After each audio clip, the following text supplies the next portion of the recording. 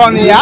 BTC सिफायनो नागिरग्रा बर'नि मुंख्लंफोरखौ अपमान खालामग्रा बे हिरा सरनियाजों दिनै प्रमद बर'आ एलायन्स जानानै सरकार सालायनानै दङ मोनसे समाव एबसुनि आफादगिरि थानाय समाव प्रमद बर'आ बुंदोंमोन बर'फोर बुहुमनि बर'फोर खौसे जा बर'आ अराय सम थांना थानो नांगोन होननानै नाथाय दिनै बिथाङा गावनि पलिटिकेल स्वार्थनि थाखाय गाव सिट जानांगौनि थाखाय बिथाङा हिरा सरनियाजोंबो दिनै मा होनो एलायन्स जानानै सरकार सालायगासिनो दङ जों सानो जे मालाबा ओरैबायदि परिस्थिति फैयोबा जातिखौ फानजोबनानै जातिखौ सेस खालामनानै अब्लाबो गाव सिट जानो थाखाय राजि दं खोमला ओंखायनो साफ्रोमबो इउपिपिएलनि मानसिफ्रा सान इउपिपिएलनि आइडिअलजिया मा आइडिअलजि बिथांमोना बर' जातिया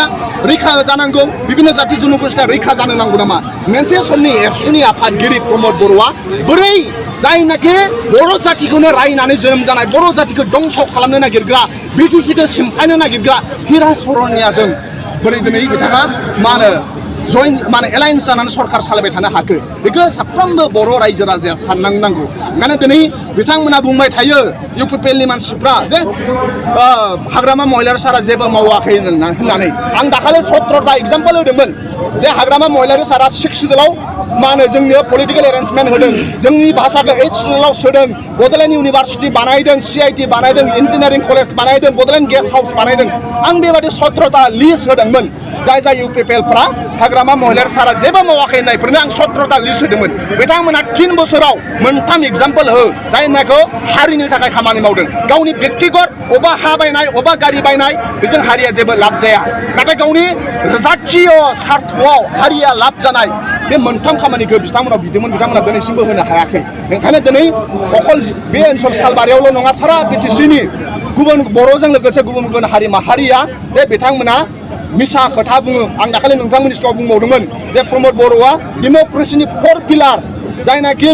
मा होनो जर्नालिस्टफोर मास मिडियाफोर बिथांमोननो 10 कौटि जार्नालिस्ट वेलफेयार फान्डनि मुङाव 10 कौटि फैसा होनो होन्दोंमोन मानव गेदेर प्रमद बर'आ होआखै बिथांमोना फरायसाफोरनो ग्रेजुएसन आरो मास्टार डिग्री खालामबाय थानाय फरायसाफोरनो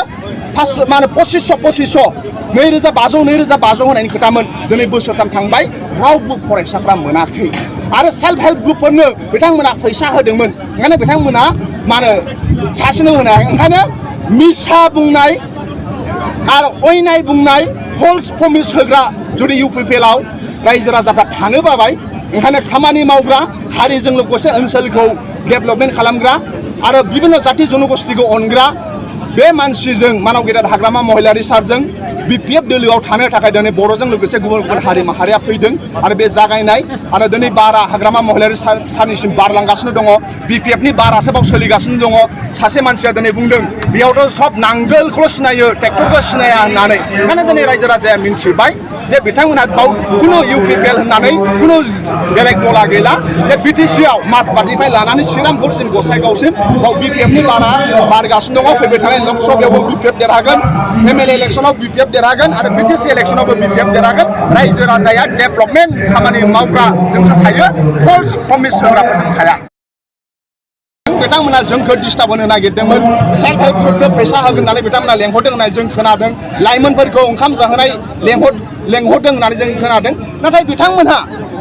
डिस्टार्ब होब्लाबो जोंनि रायजो राजाखौ लाखिनो हायाखै दिनै लोब रायजो राजाया हाग्रामा महिलारि सारनि आखाइजों गावनि गोदनायाव नांगोलनि माला गानफैदों बे मोनसे इसारा हाजारखि लाखिनो नागिरग्रा हाजारखि डिस्टार्ब होनो नागिरब्लाबो इउपिपिएलआ हानाय नङा मानो होनबा दिनै रायजो राजानि साफ्रोमनिबो गोरबो सिङाव मानव गेदेर हाग्रामा महिलारिनि अननायखौ बिथांमोना बुजिब्लाय मानव गेदेर हाग्रामा महिलारिनि जोंनो खामानि मावनायखौ बिथांमोना मिन्थिगौ ओंखायनो साफ्रोमनिबो गोरबोआव बर'जों लोगोसे गुबुन गुबुन हारि माहारिनाव अकल हाग्रामा महिलारि सारनिल'